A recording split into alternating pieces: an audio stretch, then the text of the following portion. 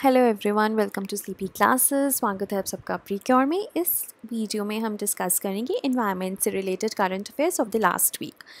सो शुरू करते हैं कौन से करंट अफेयर्स हम डिस्कस करने वाले हैं उससे। पहला है, एक रिपोर्ट रिलीज़ की गई है रिगार्डिंग द एनर्जी एफिशिएंसी।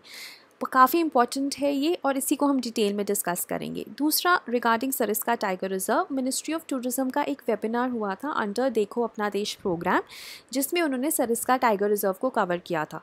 सो इसमें इन्वायरमेंटल एस्पेक्ट से इंपॉर्टेंट है कहाँ है एंड ऑल दैट, और काफ़ी फ्लोरा एंड फौना मिलता है यहाँ पे।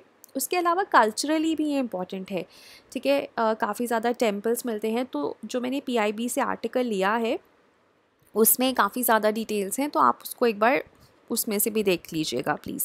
देन बनेरघाटा बायोलॉजिकल पार्क इसलिए न्यूज़ में था क्योंकि रिसेंटली इन्होंने अलाउ किया है animal adoption during the lockdown, ठीक है। सो 32 का तो बेसिक आपको लोकेशन ही पता रहना चाहिए कहाँ पर है एंड ऑल दैट, और एनर्जी एफिशिएंसी रिपोर्ट को हम थोड़ा डिटेल में डिस्कस करेंगे। सो शुरू करते हैं एनर्जी एफिशिएंसी रिपोर्ट के साथ। Ministry of power and new and renewable energy ने रिसेंटली रिलीज़ की है एनर्जी एफिशिएंसी पे एक रिपोर्ट, जिसका नाम है impact of energy efficiency measures for the year 2018-2019।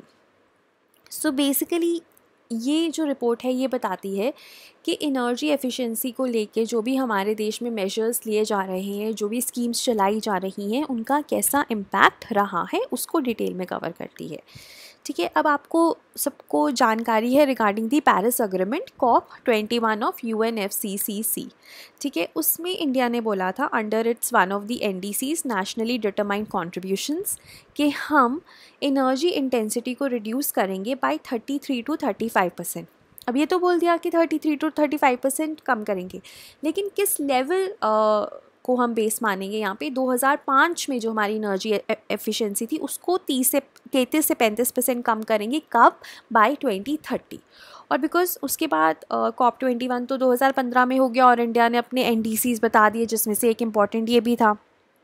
तो उसके बाद मेजर्स दिए गए रिगार्डिंग एनर्जी एफिशिएंसी और इंडिया ने 20% तक एनर्जी इंटेंसिटी को रिड्यूस कर लिया है एज़ कम्पेयर टू 2005 लेवल्स, ठीक है। और we are on the path of achieving the target by 2030।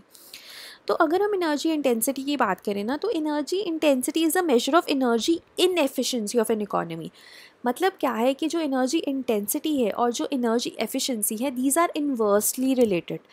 अगर आपकी एनर्जी इंटेंसिटी बढ़ रही है तो एनर्जी एफिशिएंसी कम होगी या एनर्जी इनएफिशिएंसी बढ़ेगी। और एनर्जी इंटेंसिटी आपने देखा है units of energy per unit of GDP के तौर पे मेजर की जाती है। हाई एनर्जी इंटेंसिटी का मतलब है कि हायर प्राइस और cost of converting energy into GDP, ठीक है। और एनर्जी एफिशिएंसी मैंने आपको बताई है कि मतलब है आप एफिशिएंट प्रोसेसेस कर रहे हो, ठीक है। आप कम एनर्जी में भी सेम प्रोसेसेस कर पा रहे हो। सो दैट मीन्स कि जो आपकी प्रोसेसेस हैं अब वो एनर्जी एफिशिएंट हो गई हैं। So it means using less energy to perform the same task. मतलब कि आप जो एनर्जी वेस्ट है उसको कम कर रहे हो। अब इसके बहुत सारे फ़ायदे हैं। देखो, अब एनर्जी प्रोड्यूस करते हैं जब हम, तो ग्रीन हाउस गैसेज रिलीज़ होते हैं। तो जब हम एनर्जी एफिशिएंट प्रोसेसेस की तरफ जाएंगे, हम कम एनर्जी यूज़ करेंगे, तो हम ग्रीन हाउस गैस एमिशंस को भी कम करेंगे। और आपको पता है कि we are dependent on energy imports, foreign countries पे हम डिपेंडेंट है फॉर एनर्जी, वो कम होगा, एनर्जी इंपोर्ट्स कम होंगे और हमारी कॉस्ट बढ़ेगी, both at the house hold level and at the economy level, ठीक है। So that is important. और दूसरी चीज़ है एनर्जी इंटेंसिटी और एनर्जी एफिशिएंसी इनवर्सली रिलेटेड है, ओके। अगर हम इस रिपोर्ट की बात करें तो ये PwC which is an independent agency उसने बनाई है, एक्सपर्ट एजेंसी है, उसने बनाई है, लेकिन engage bureau of energy efficiency ने ही किया था। ब्यूरो ऑफ एनर्जी एफिशिएंसी सबको पता है एक स्टैट्यूटरी बॉडी है, किसी स्टैट्यूट या लॉ के तहत बनी है। कौन सा लॉ है? Energy conservation act of 2001 and it is under ministry of power. तो उन्होंने इंगेज किया था ताकि एक इंडिपेंडेंट वेरिफिकेशन हो सके कि जो भी हम मेजर्स ले रहे हैं उससे हमारी कितनी एनर्जी सेविंग्स हुई हैं और कितनी CO2 एमिशंस कम हुई हैं, ठीक है। So that is why this report came into being. और अब देखो, रिपोर्ट बताती है कि because of the implementation of various schemes, जो भी एनर्जी एफिशिएंसी स्कीम्स हैं उसकी इम्प्लीमेंटेशन की वजह से electricity savings to the tune of 113 billion units in 2018 and 19। 113 billion units की एनर्जी हमने, इलेक्ट्रिसिटी हमने सेव की है, और ये 9.39% है of the net electricity consumption.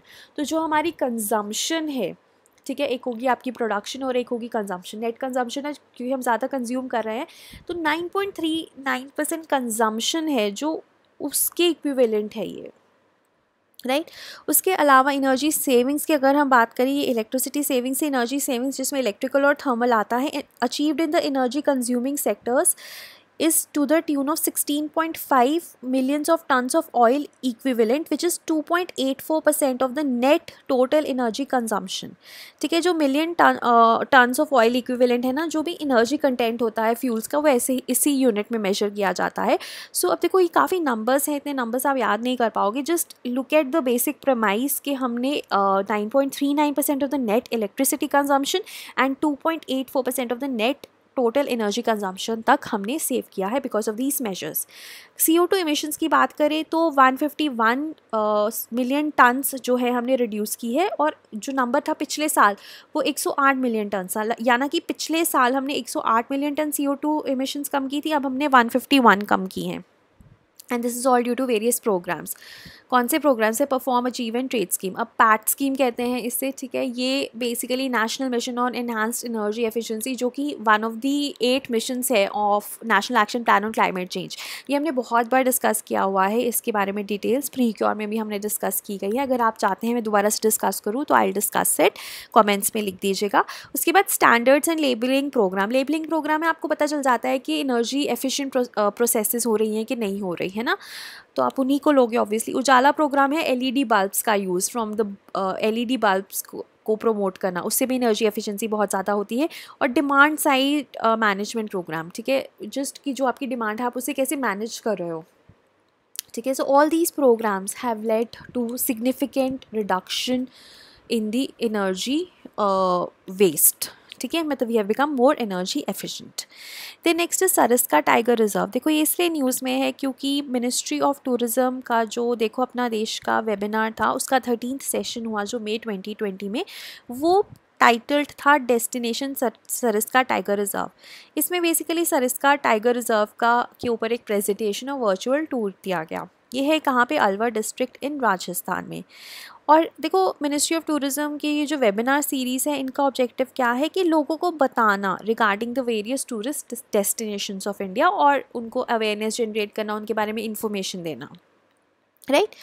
और अगर हम सरिस्का की बात करें तो ये अरावली हिल्स में पड़ता है, ठीक है। एंड महाराजा ऑफ अलवर का ये फॉर्मर हंटिंग रिजर्व था, टाइगर्स क्योंकि काफ़ी होते थे, और अभी भी काफ़ी ज़्यादा बायोडाइवर्सिटी मिलती है आपको, टाइगर्स, लेपर्ड्स, नीलगाय, सांबर, चीतल के फॉर्म में। बर्ड लवर्स के लिए भी it is a paradise, right.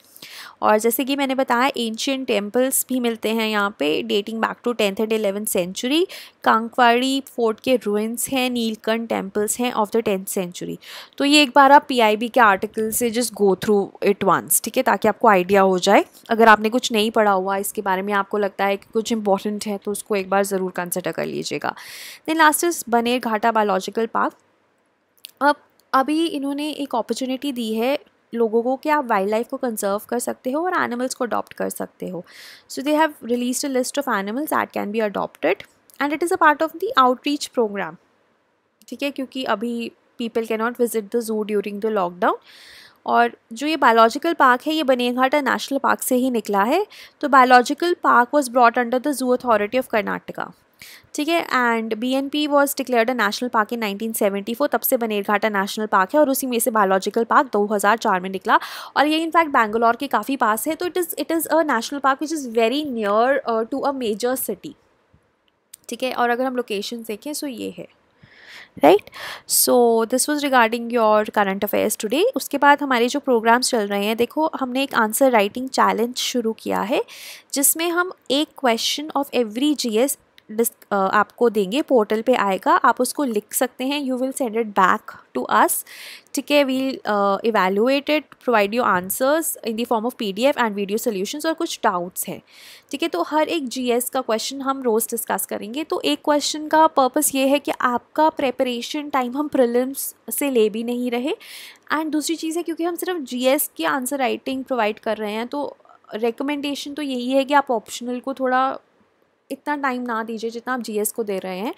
तो एक तरह से ये हेल्प ही करेगा आपकी प्रीलिम्स की प्रिपरेशन में, और ज़्यादा आपको डिटोर नहीं होगा कि आप सिर्फ अब मेंस की भी प्रिपरेशन कर रहे हो, ठीक है। सो उसमें काफ़ी हेल्प करेगा। So if you are prepared with prelims, ठीक है, एंड यू थिंक कि आपने, क्योंकि टेस्ट सीरीज़ ऑलमोस्ट ख़त्म होने वाली हैं और सिलेबस ऑलमोस्ट ख़त्म होने वाला है, तो आप इस कोर्स को ज़रूर ले सकते हैं। और बहुत ही नॉमिनली प्राइस्ड है, अगर आप संडे तक लेते हैं तो 1999 का है, और अगर आप हमारे पुराने स्टूडेंट हैं तो आपको 10% डिस्काउंट और मिलेगा, ठीक है। सो ये डिटेल स्केड्यूल है। और उसके अलावा प्रीलिम्स का क्रैश कोर्स है, अगर आपको लगता है कि आपकी प्रिपरेशन नहीं हुई अच्छे से तो आप इसको ज्वाइन कर सकते हैं, पूरा ज्वाइन कर सकते हैं, along with test series join कर सकते हैं, या फिर आप सेक्शनल क्रैश कोर्स भी ज्वाइन कर सकते हैं, जैसे कि साइंस एंड टेक का अलग से, एनवायरनमेंट का अलग से, ठीक है। और कोई भी डाउट है तो आप हमें मेल कीजिए या कमेंट्स में लिखिए, we will get back to you.